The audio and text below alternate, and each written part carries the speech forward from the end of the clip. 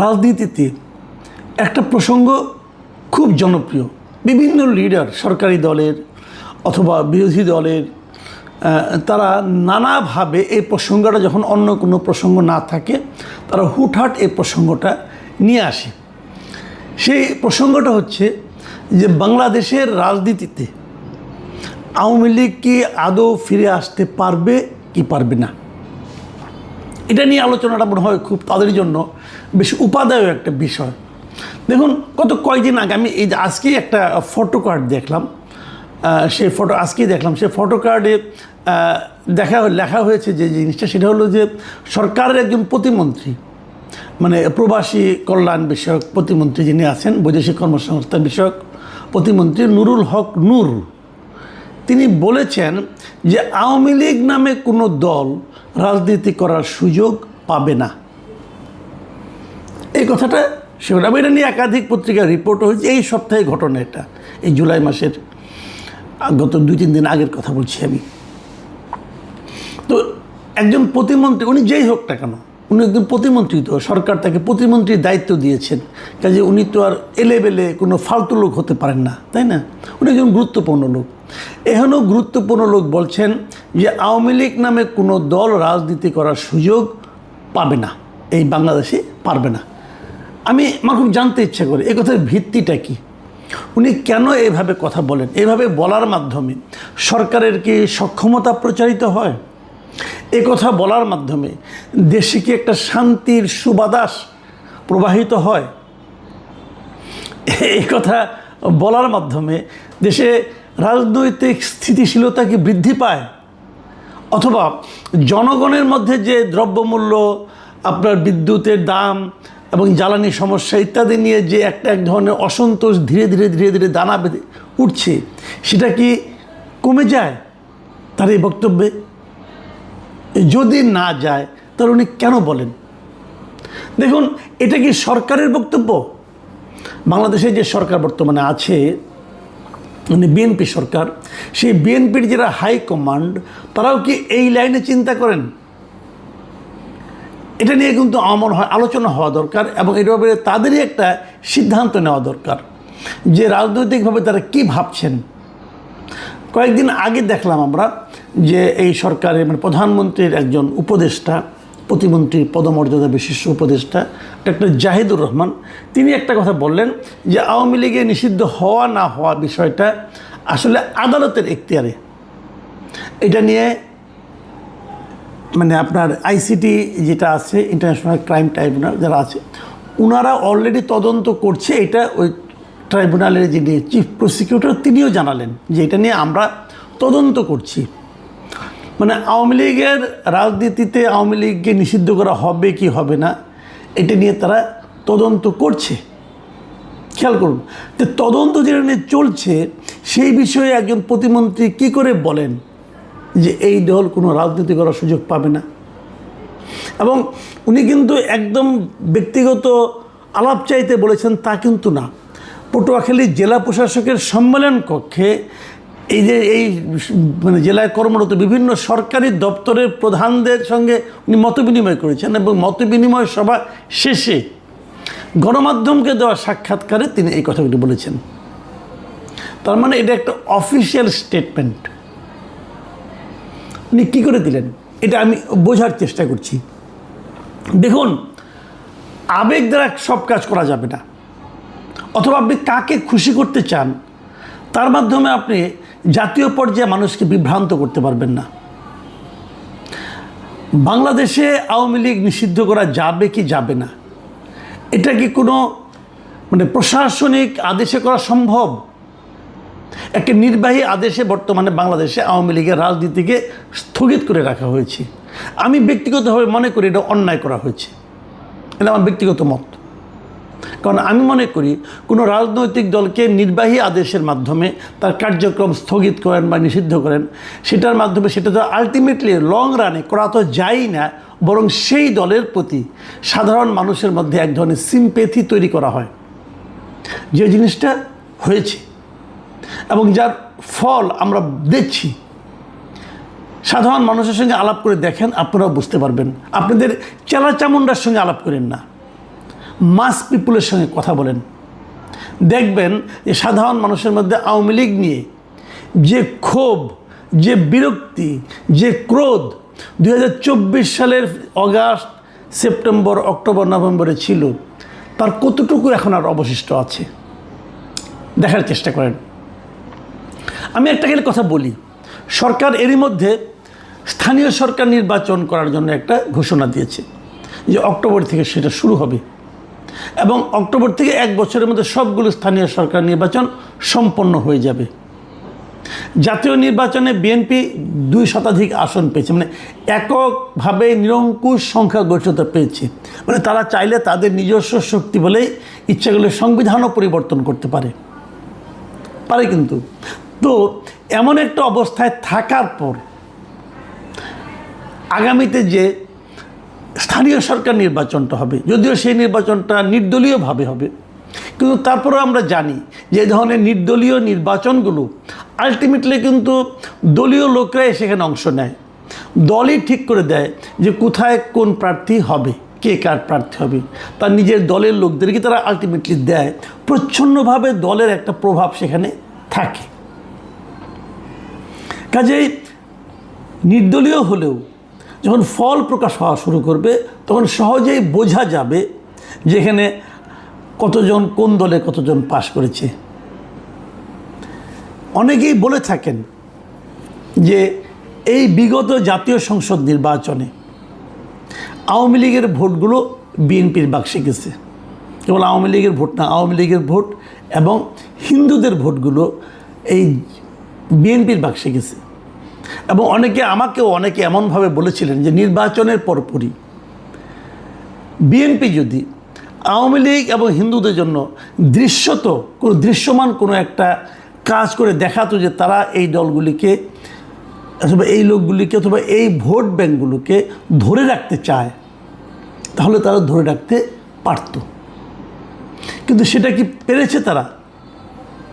বিএনপির নেতারা বিভিন্ন বক্তৃতায় যে সমস্ত কথাবার্তা বলেছেন এবং যদি এটা অব্যাহত থাকে আগামী দিনগুলি, যেমন অক্টোবর পর্যন্ত, এই অক্টোবরের স্থানীয় নির্বাচনেই দেখবেন অনেক কিছু ওলটপালট হয়ে যাবে।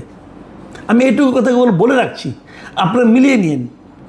যদি এর মধ্যে বিএনপি মানে এমন কোনো আচরণ করতে না পারে যে আচরণের কারণে সারা দেশে ছড়িয়ে ছিটিয়ে থাকা আওয়ামী লীগের বিপুল সংখ্যক কর্মী, সমর্থক বা যা নাকি আওয়ামী লীগের প্রতি এক ধরনের মানে অনুকূল মনোভাব পোষণ করেন, যদি তাদেরকে বিএনপি খুশি করতে না পারে অথবা তাদের মধ্যে কোনো আস্থা তৈরি করতে না পারে, আমি বললাম আপনারা মিলিয়ে নিন স্থানীয় সরকার নির্বাচনের ফলটা কেমন হয়। এরই মধ্যে অনেক আওয়ামী লীগের নেতাকর্মীর কাছে আমি শুনেছি, তারা বলেছে যে আমরা তো ভেবেছিলাম যে বিএনপি আমাদের জন্য কিছু এই কাজগুলো করবে, যেটা ভেবেই আমরা বিএনপিকে ভোট দিয়েছিলাম, কিন্তু আমাদের সেই প্রত্যাশা মেটেনি। আমি মানি যে আপনারা কখনোই অন্য একটা দলের প্রত্যাশা সম্পূর্ণ মেটাতে পারবেন না, কিন্তু কিছুই কি নমুনা দেখাতে পেরেছিলেন? পারেনি। এটা সরকার পারেনি, স্টেট হতে পারেনি। এবং এই ক্ষোভের প্রকাশ কিন্তু ঘটবে এবং এই ক্ষোভের প্রকাশটা কি হবে, কোন দিকে যাবে, এটা কিন্তু কেউ জানে না। তো আমি সেই কথাটাই সবসময় বলি যে এখন যারা বলেন যে আওয়ামী লীগের নির্বাচনে আসার কোনো সম্ভাবনা, আওয়ামী লীগের রাজনীতিতে আসার কোনো সম্ভাবনা নাই, আওয়ামী লীগ এদেশে ফিরতে পারবে না, এবং তারা যে যুক্তিগুলি দেন, যেমন আইসিটিতে যে যুক্তিগুলি উঠবে বলে আমি মনে করি, সেটা হলো এটা একটা মানবতা বিরোধী অপরাধ করেছে।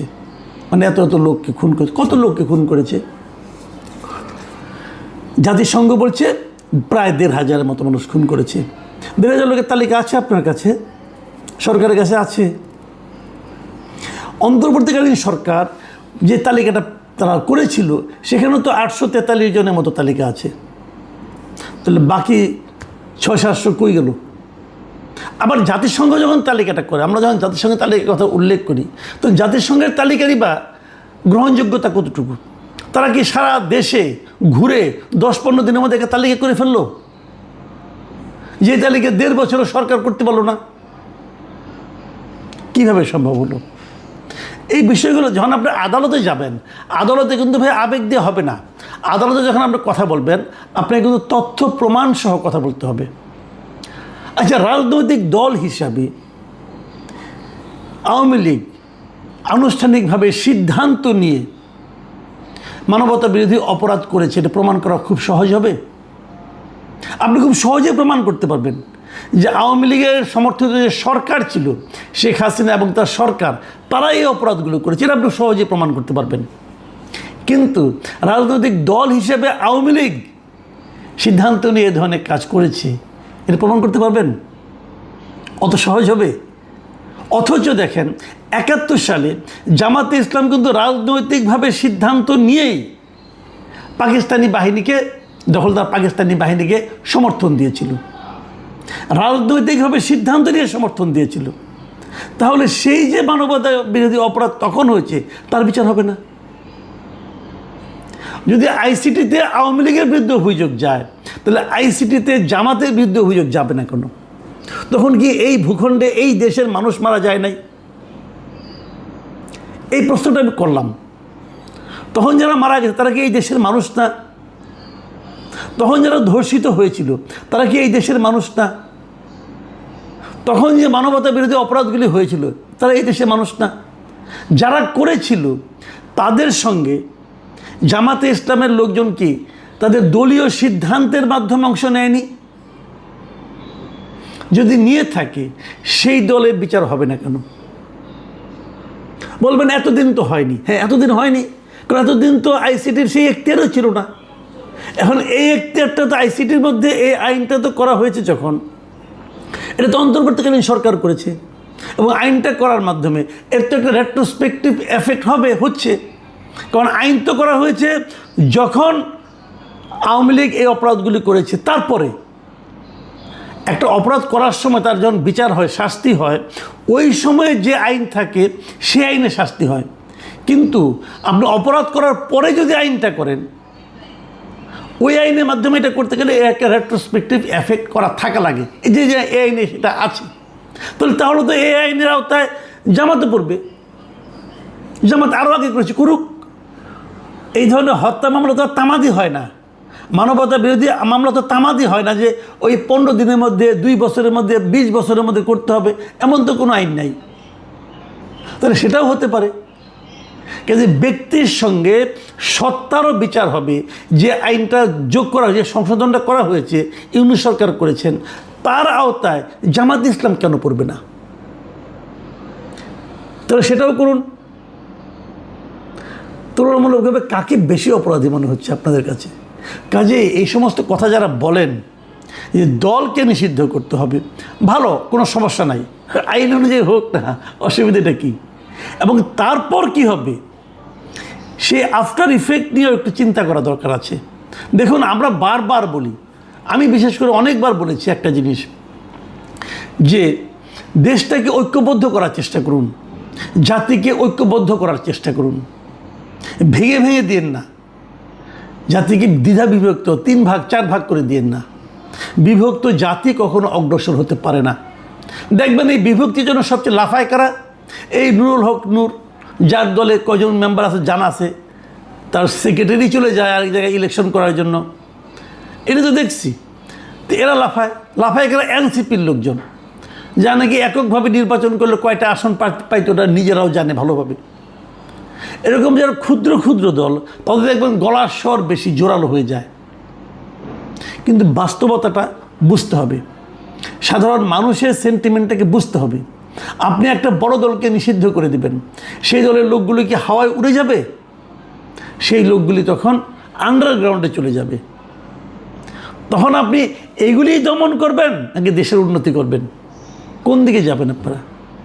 আর এই দেশটার মধ্যে তখন গৃহযুদ্ধ লাগাবেন আপনারা? আমি জানি না কে কি ভাবছেন, কে কি ভাবতে মানুষকে প্রভাবিত করছেন, এটা আপনারা ভালো বুঝবেন, আমি বুঝি না। কিন্তু আমি খালি এটুকু বুঝি, দেশটাকে ঐক্যবদ্ধ করার যে প্রচেষ্টা আমাদের এই মুহূর্তে নেওয়া উচিত, তার থেকে যেন আমরা ধীরে ধীরে দূরে সরে যাচ্ছি। আমি এখনও মনে করি সরকারি যে বক্তব্য আমি পেয়েছি গত কয়েকদিনে, সালাউদ্দিন আহমেদ বলেন অথবা জাহিদুর রহমান বলেন, আমি এদের যে বক্তব্যগুলি দেখেছি, এটা দেখে কিন্তু আমি খুব একটা হতাশ হইনি। কারণ আমি এটা মনে করি, তারা বলার চেষ্টা করেছেন এটা আদালত নির্ধারণ করবে। তা আদালতের সিদ্ধান্ত আসার আগ পর্যন্ত আমি নুরুল হক নূরদের বলবো, ভাই প্রতিমন্ত্রী হয়েছেন, একটু সমঝে চলেন, সরকারকে বুঝে চলেন।